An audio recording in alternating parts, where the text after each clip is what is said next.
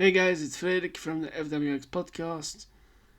I want to keep talking about thriller season, which I haven't been talking about for a while now, but I'm back here with one new movie that I watched last night, and that is this one, The Amateur.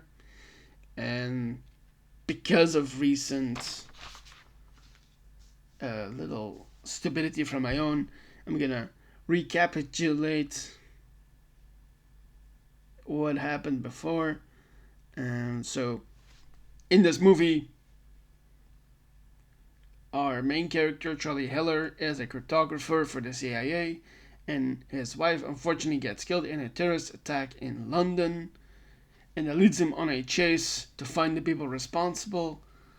And this leads him to his first person in France, in Paris, where he finds the woman of this team. Okay, that's a little recap for you. So let's go forward with this story. So, and by the way, this is an adaptation from a Robert Little book. He wrote this years and years ago. In fact, this is already the second adaptation of this book. And another thing you need to know is that Charlie got himself training at the farm, which is the training facility for the CIA. And there he found out that he is very gun shy, basically unable to kill someone with a gun. And I pointed out in the previous video who all the main characters are. I'm gonna do that briefly. So at Camp Perry, or the farm, or whatever you want to call it, he has this person that he develops a sort of mentor-mentee in an adversarial way with Colonel Henderson, and he's played by this man, Lawrence Fishburne. And then you also have his wife, played by this lady right here, Rachel Brosnahan, who was his wife. And I just said in the previous video that she shows up in an interesting way, because I did say that she gets killed very early on, which brings up a term when it comes to storytelling for me, and that is fridging, and that is basically killing somebody off to serve the plot, and that you don't see a lot of later. But that's not completely true here, because with moments when Charlie is in a state of in another state of mind, like for instance when he's in panic or in shock or in different emotions, that he sees what appears to be hallucinations, but is really imagining her being there and trying to calm him down from those things. And so that leads him finally to Marseille, where the CIA is on his tail, and he's trying to get to the next person on this list that he has of 4 people that are responsible for the death of his wife. And so those are the main characters that I just talked about. And let's continue with the next part. So while he was in Paris, he managed to find the woman of this team, Gretchen Frank. You know what, I'll quickly go through this list again. So Gretchen Frank is played in this movie by this lady, Barbara Probst, and one of her affiliates. No, that's the wrong word. One of her other teammates is Mishka Blažič, played by the man right next to her, Mark Risman. And then there's also Elish, played by Joseph Milton. That's him right here. And they also have Horst Schiller, played by Michael Stuhlbarg. I hope I pronounced that right. Okay, so at this point, Gretchen is off the board, and Charlie flees to Marseille. And here Henderson finds him in a bar,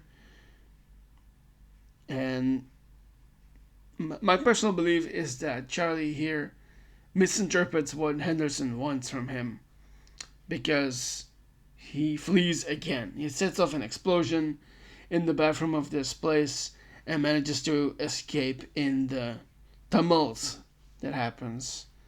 And at this point, he requests help from someone that he has been in contact with for a long time, and that is Inquiline, and I hope I pronounced that right. And this is someone that he was in contact with through his job at the CIA as a cryptographer. And he figured out back then that Inquiline is based in Istanbul, and so he gets the information from Inquiline to get him smuggled to Istanbul. And here, the person behind the codename reveals themselves as someone similar to Charlie, and that is Davies, the wife of an ex-KGB officer that was initially Inquiline. And so she has taken her place as Charlie's source, and she's played in this movie by this lady right here. I hope I pronounced it right. Kaitronia Balfe. And if I have mispronounced that, I'm very sorry. I'll try my best. And so she reveals herself to be the person behind the codename now. And they track Blazik to a luxury hotel in Madrid. And Charlie does this in the way that he is used to, by investigating it very diligently and also through pure encyclopedic knowledge. And he figures out that they're in Spain, in Madrid to be specific. And so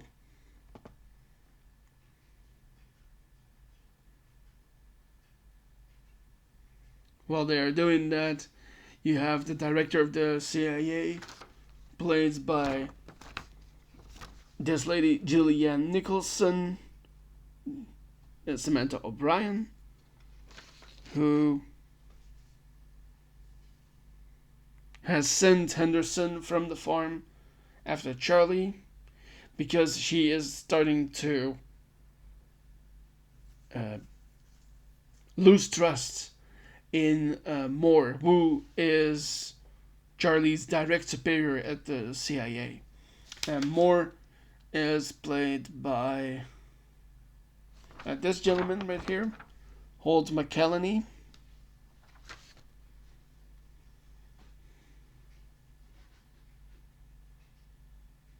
Wait, I get it wrong. So, the CIA director, Samantha O'Brien, has learned that Moore sent Henderson after Charlie.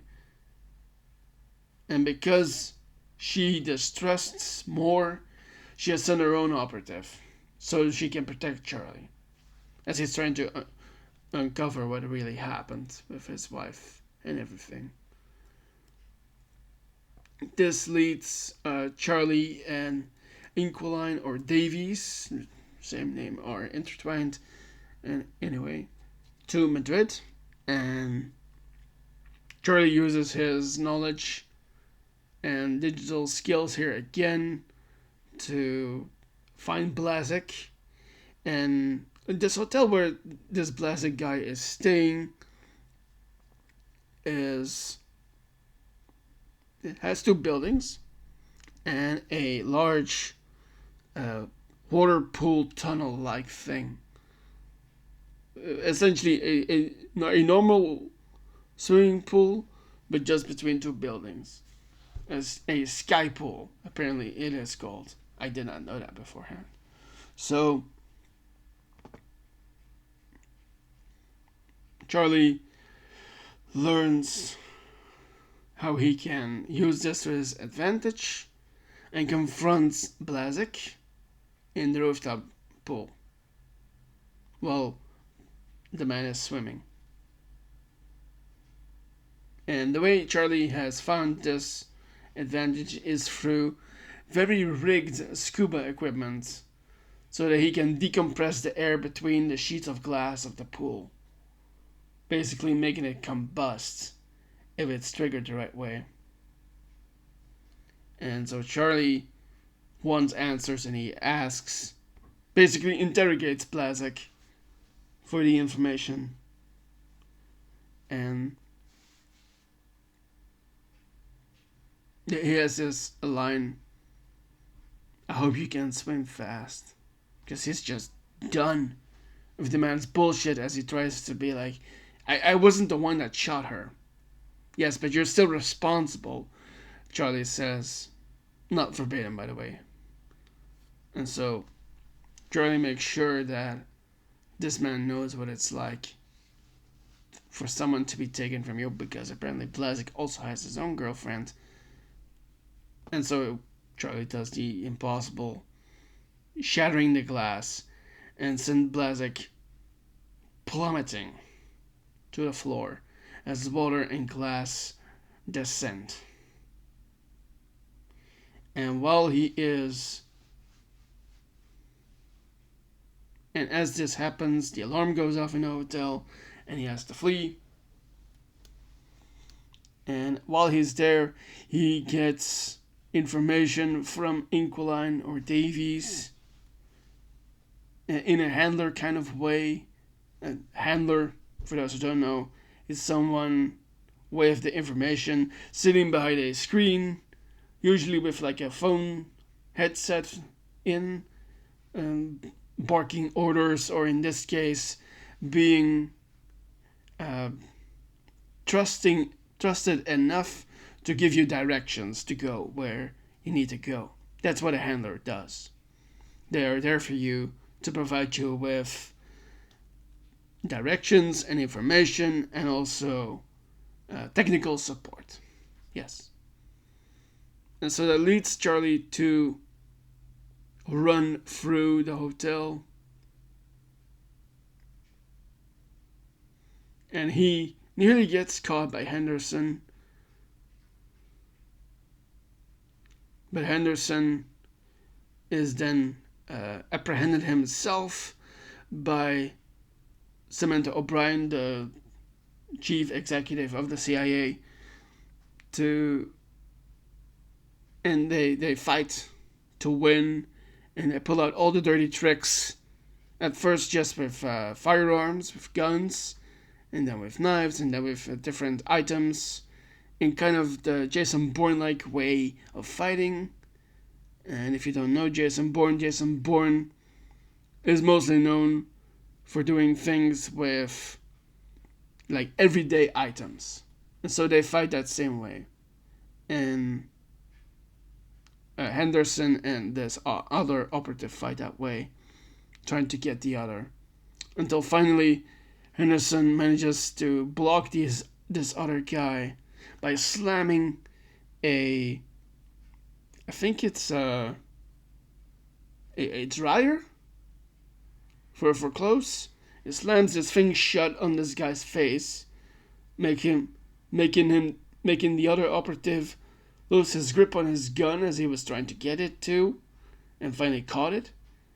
And then Henderson takes the gun and shoots him the other way, but not before getting shot himself. And so that leads him to slump and try to mend his wound. And Charlie sees this all happening. He has, by the way, a dryer has like that circular kind of glass thing, and Charlie sees this all happening from a similar kind of circular glass thing from the door leading to the place with all the dryers and the washers. And before he could do anything, he goes away, Charlie. And so he can get to the next person on this list that he has.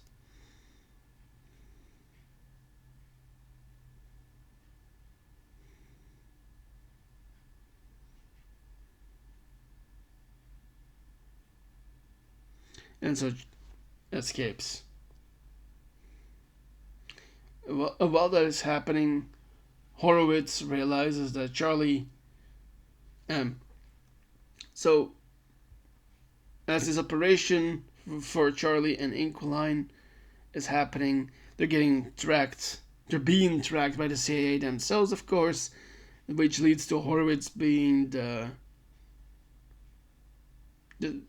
head of the track team, and he notices in footage from the hotel that Charlie is seemingly communicating with someone, and that leads them to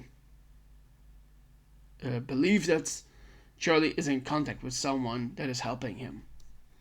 Yes. And they start to track down Inquiline.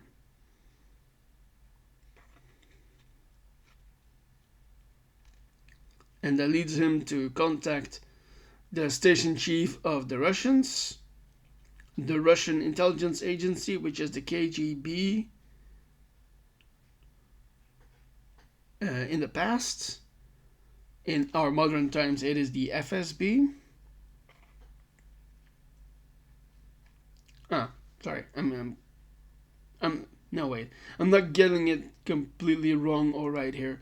So Horowitz contacts the station chief of the KGB, which stands in for getting intelligence and information from places and being the contact person in a place of interest. And the chief then sends out a strike team, which is like a full gear SWAT like team, to Istanbul so they can apprehend the two of them, Charlie and Inquiline.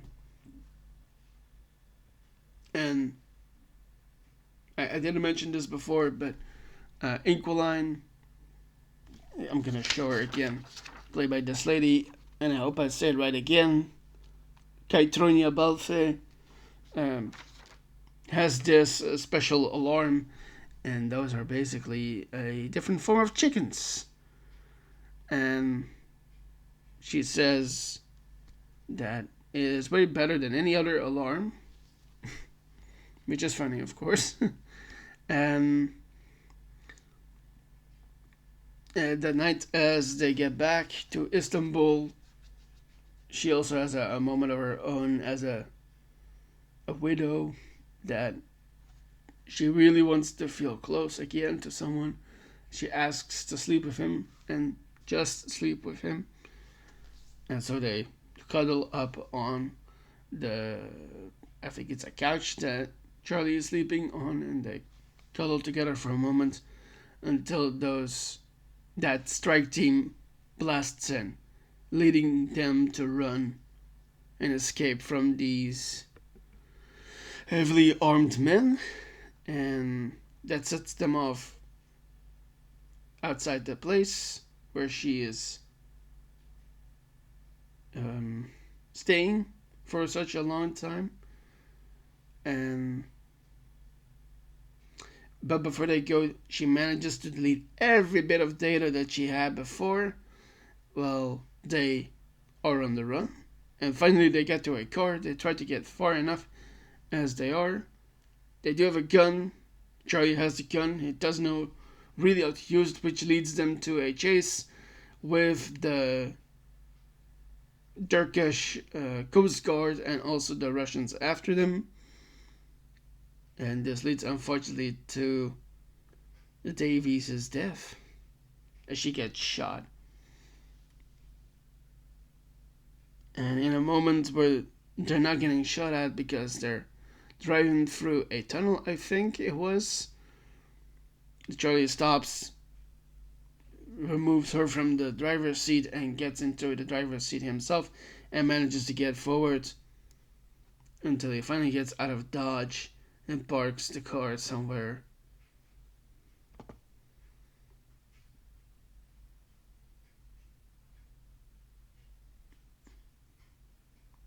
And he's, of course, not okay with that happened, that he got another person dead in his tour of revenge, I will call it. And we get some more imagining of him, that Sarah is there to help him, but she really isn't. But as I've said before, this is a good way to keep someone that is supposedly in the movie, in fact.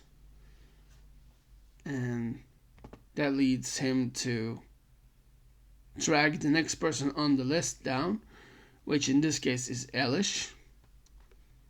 I'm gonna briefly say who all these people were. So, as I said before, Sarah got killed in London by a group. And so now 3 of the 4 people are dead. And those are Mishka Blažič, a criminal from Belarus, Gretchen Frank, who used to be an intelligence officer for Armenia. I'm sorry, only 2. And so now Charlie has number 3 to take care of, and that is Elish.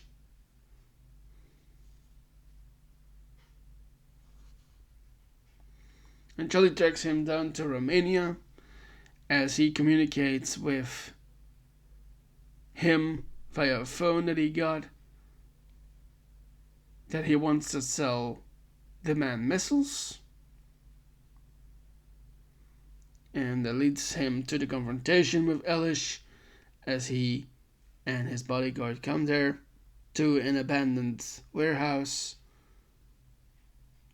or whatever that place is, somewhere.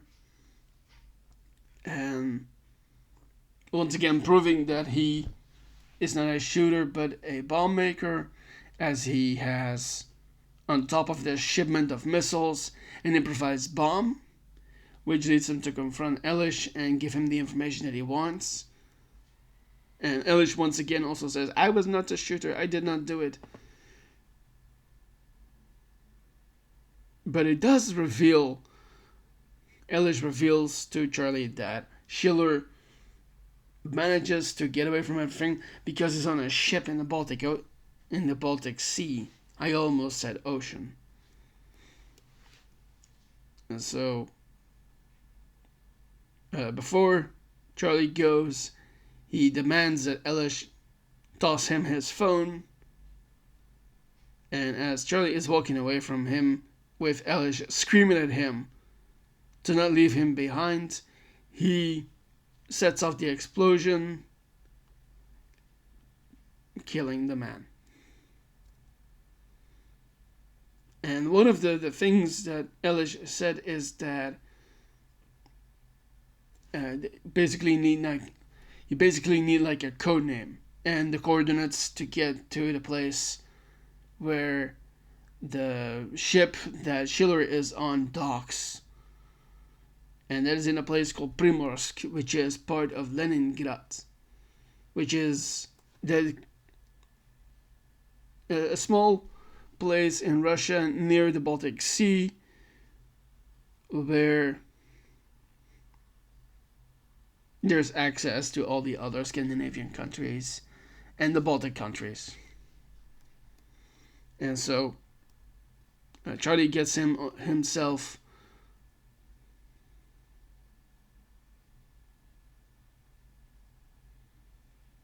to Primorsk so he can go and spy on this operation that Schiller has.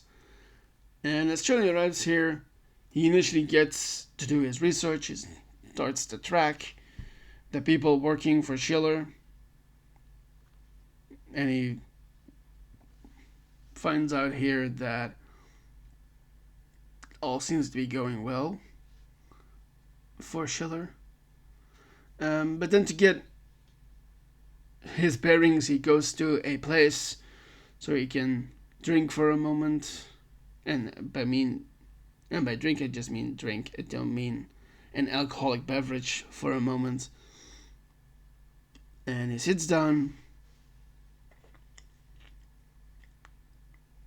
He's about to sit down for a moment. But he decides that no, and I don't need to be here. But as he is trying to walk out, he runs into that old colleague of him, the bear, the character that our good friend John Bernthal here plays. And he notices him and he greets him in a very American-like way, but then also speaks in Russian to the bartender that, can you give us some coffee, please? In Russian, by the way. Because I don't think that people, well, in this fictionalized version, would react well if you were very American in your ways in a place like that. So that leads them to talk for a moment. And before I continue, I'm gonna drink for a sec, just like they are about to.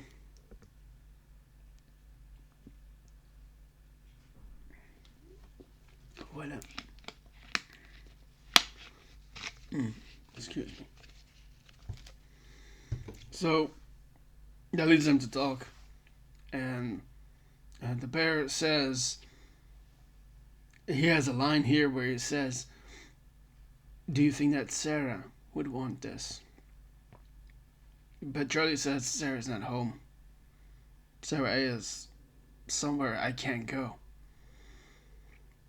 And they have this morality, ethics, philosophy moment between them. Just really beautiful and sensible and sensitive, of course, because how do men talk about those kinds of things? Now I think about it, that would be a nice podcast, to be honest. Just FYI. Okay, so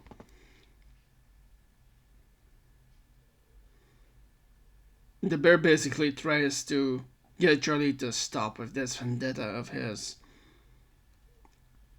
and that leads Charlie back outside, where he has been tracking the people that work for Schiller. But then unfortunately he gets knocked out and is brought to the ship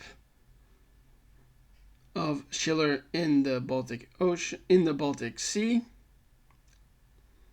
And he comes face to face with Schiller, once again played by this man, Michael Stuhlbarg. I know I say it like that, but he's American. Okay, anyway. So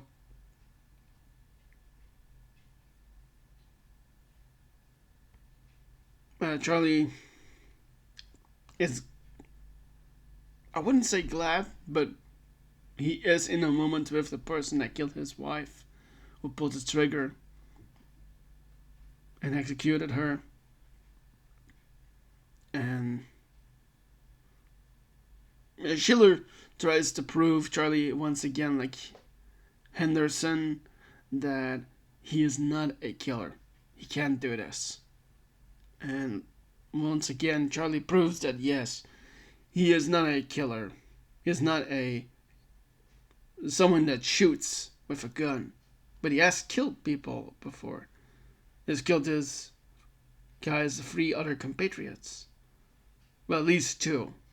And the first one leading to her death. And so Schiller tries to reconcile with Charlie that you shouldn't be doing this. We were doing good things. We were actually, in fact, working as black ops for the CIA, for your boss, Moore. And Charlie and Schiller have this dialogue all the way. But then things start to take a turn as the ship has taken on water. And here's the moment that Charlie reveals to Schiller that actually he has hacked the ship, which has started to steer it to the Gulf of Finland. And we get a reverse villain monologue, basically, an inverse of something, which is interesting. And Charlie reveals that I took control of the ship the moment you got me on board, by having your guys take my things from me, like his phone and his watch. And proves once more that you should not underestimate someone just because they are different. In this case, not an agent, not someone that goes out there to kill. That doesn't mean that somebody else cannot do it. And so that leads to the Finnish police and Interpol to board the ship and take Schiller into custody. And Charlie explains to those two forces that he is the one that led these guys to this place. And here the end of the movie starts with now the mastermind of the terrorist attack in London being arrested. And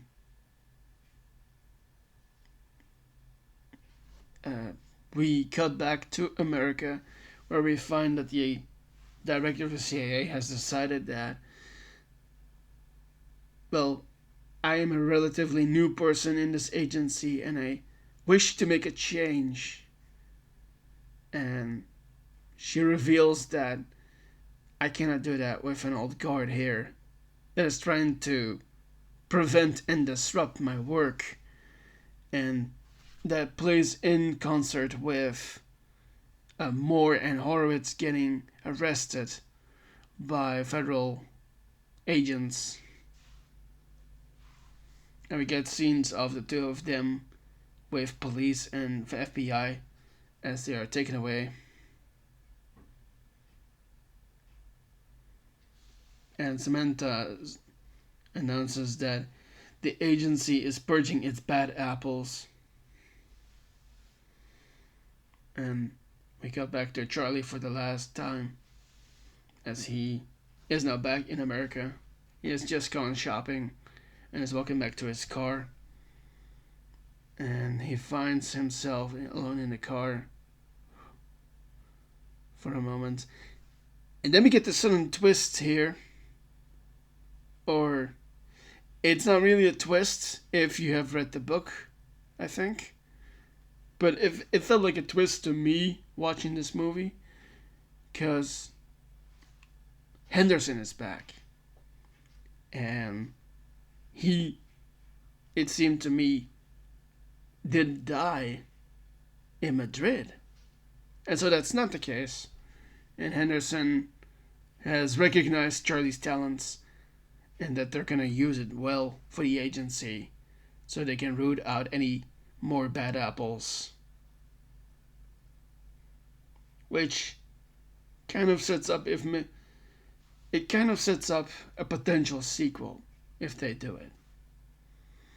And that finally leads Charlie to return home. And so that all takes place at night. And the next day, Charlie finds himself with that present that his wife left him, the Cessna airplane. And he takes it out of the shed where he keeps all his things to make stuff. And he flies off. And we get the credits for this movie. And that is where this movie ends. So, I will say that I really enjoyed this movie. I don't usually rate movies, but I will say that this was a solid 8 out of 10 for me. The only reason why it's not higher is because it is a masterclass in character acting, especially from Rami Malek. I'll show the picture again. And because the guy is just so damn talented. And also important is that for an action thriller spy movie, they kept it very realistic, I feel. There wasn't the very splashy and explosion-like things that you usually see. And yes, this is a movie full of explosions, by the way, because he is not a gunner, a shooter. He is a bomb maker. But that doesn't mean you can't kill anyone. You just have to find your own way to do it. Which, of course, leads to the title of this movie, adapted from the book and the previous adaptation, The Amateur. Sometimes you just need to find your own way to do things that are important to you. And so, I want to say, when it comes to this episode of the FWX podcast, I've talked a good mix, I feel, here of where the story is and how it could potentially have a sequel if they choose to do it. And you know what? I'll check it for a moment. It did well enough that they could potentially do it, a sequel.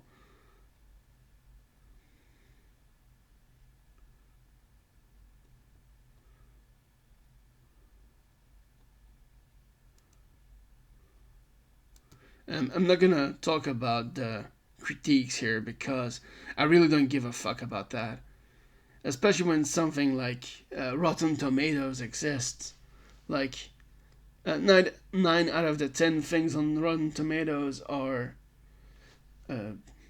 50 to 100%, and also a lot under 50. Heck, even close to 0.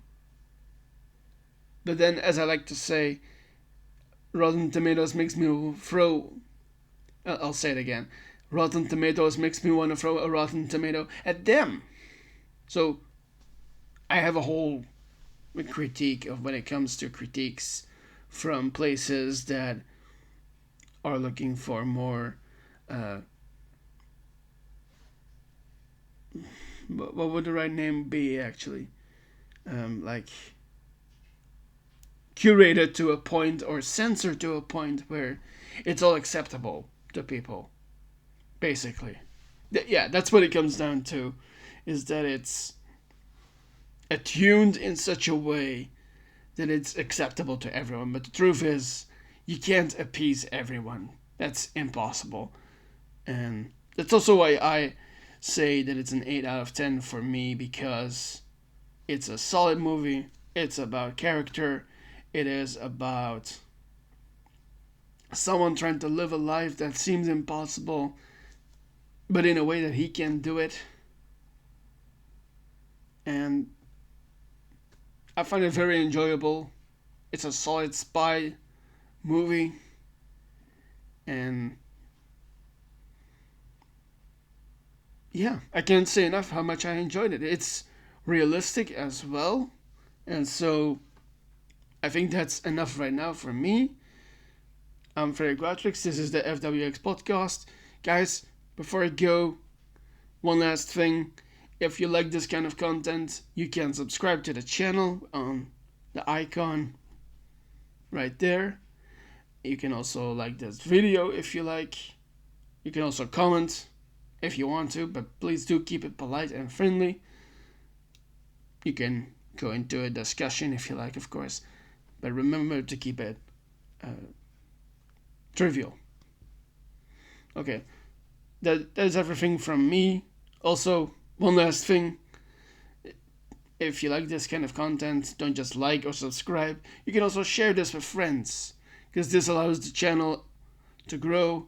And I hope to see those people and you yourselves in the next video.